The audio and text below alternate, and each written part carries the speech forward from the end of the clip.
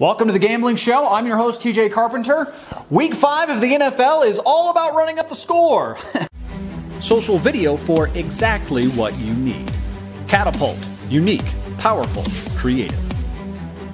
Really, the whole season is about running up the score at this point. As the NFL has made it clear, defense is something they really only keep around because if they didn't have it, there technically wouldn't be a game.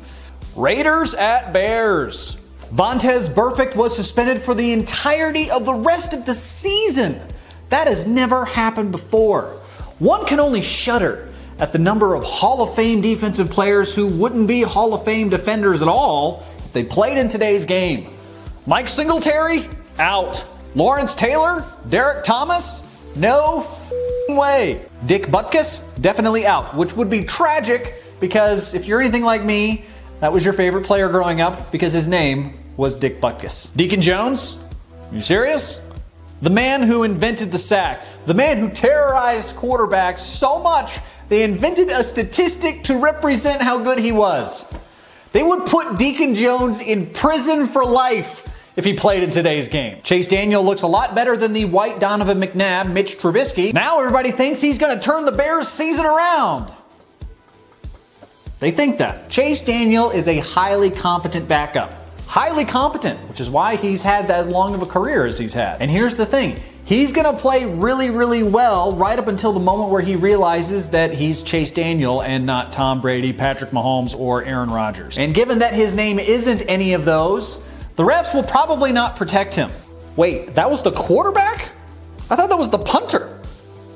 I thought the punter just kind of randomly was on the field. I don't know, running a trick play. Matt Nagy's kind of weird. I don't know. I'll remember next time that's the quarterback. Next time he gets absolutely destroyed by a defender, I will remember he's the quarterback and not the punter. Take the Raiders to cover here. Daniel Magic will run out eventually, but not before the Bears get into the end zone a couple of times. Also, take the over on 40 points. I don't know who they're trying to fool here, but do you really think these defenses are going to play well? No, of course you don't, because you're a smart person. Jets at Eagles. The Jets are an abomination. Their head coach has to snort hard drugs just to get up in the morning. There's a reason, of course, that the Jets are terrible. There's a reason for everything. That reason? Everything. At no point this season should you pick the Jets.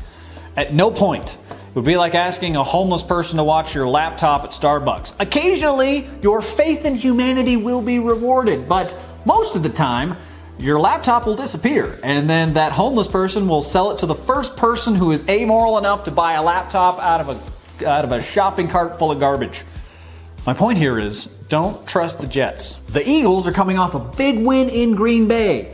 Sure, they didn't deserve to win that game, but running the ball still matters in the NFL. I swear it still matters. I promise it still matters. At least it matters when it's your only option. It shouldn't be your only option, but it is. Carson Wentz has been dog this year. Absolute dog. Mostly because he's passing to Nelson Aguilar and not, the hero who was catching babies flying out of windows. Seriously, that guy deserves a contract. He deserves a lot of things in life, mostly a good one, but he deserves a contract from the Eagles for sure. And Doug Peterson has already got one foot out the door. He has started his job application for the NFL Network. That includes acting goofy in press conferences, generally deriding the media and abusing them verbally, which they deserve, and have one or several sexual assault allegations in the hopper. After the Eagles go 6-10 this season, he'll be well on his way to wearing a suit from Men's Wearhouse and a tie that's way too big. I don't know what the deal is there, but their ties are way too big. But this week, take the Eagles to cover. And also take the over on 44 points. Is Jimmy the Greek making these lines? Broncos at Chargers. Wait, the Chargers are still in the NFL? Huh. The Broncos lost on a last-second field goal again last week. Fans would like you to focus on the fact that they got screwed on 2 calls, one in each of those final drives, on a roughing the passer call. They would like you to focus on that, as though the universe will reward them for noticing that NFL officiating is crap and that the league is overly protective of quarterbacks. This is unfortunately the slow descent into and loserdom that a lot of franchises go through. The eternal argument of the loser. We got screwed on some calls. Sure you did. You know who never seems to get screwed on calls? The Patriots. Now the Chiefs. It's weird. It's weird how being really good, having a good quarterback and a great coach means you get screwed less on calls.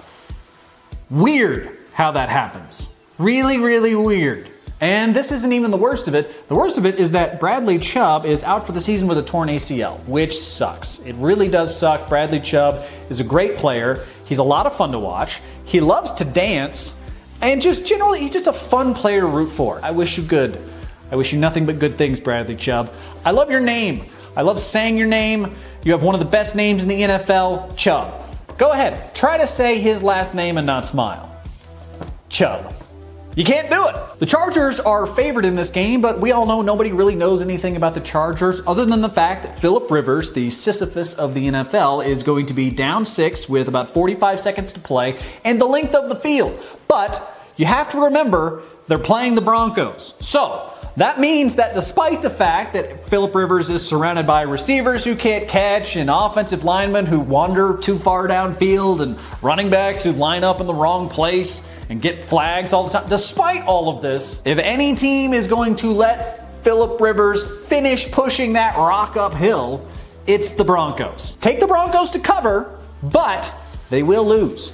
Also, once again, take the over on this line. I don't understand this. Seriously, who is making these lines? Are you even paying attention to this league? Packers at Cowboys. The Packers can't stop the run. Also, Aaron Rodgers, I'm pretty sure, contemplates retirement every time Jimmy Graham runs the wrong route on 3rd down. Things are really bad in Green Bay. Every time I look at Aaron Rodgers, I just think, you okay, man? How's it going? You okay? How's life? You know, life's great. You're an NFL quarterback. Be happy. He looks happier selling State Farm insurance than he does playing football. I just want you to be happy, Aaron. I just want you to be happy. You're one of my favorite players, and you look miserable.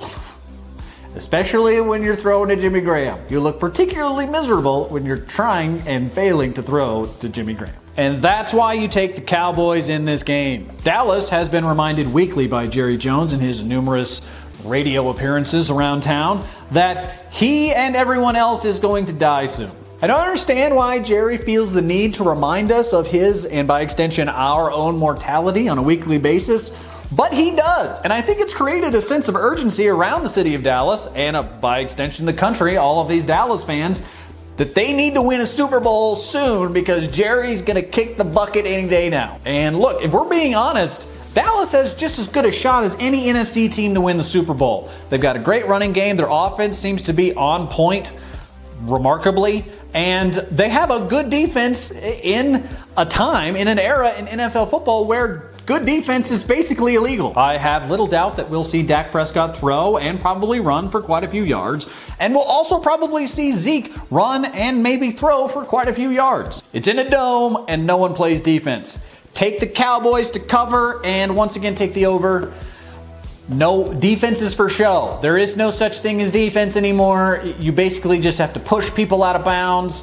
You can't really tackle. You just kind of have to hug them. Just hug the receiver as he slowly gets slowed down, and then eventually you hope that the official realizes that he needs to blow the whistle for this play to be over because you don't want to get fined $50,000 for blowing on somebody too hard. Social video for exactly what you need. Catapult. Unique, powerful, creative.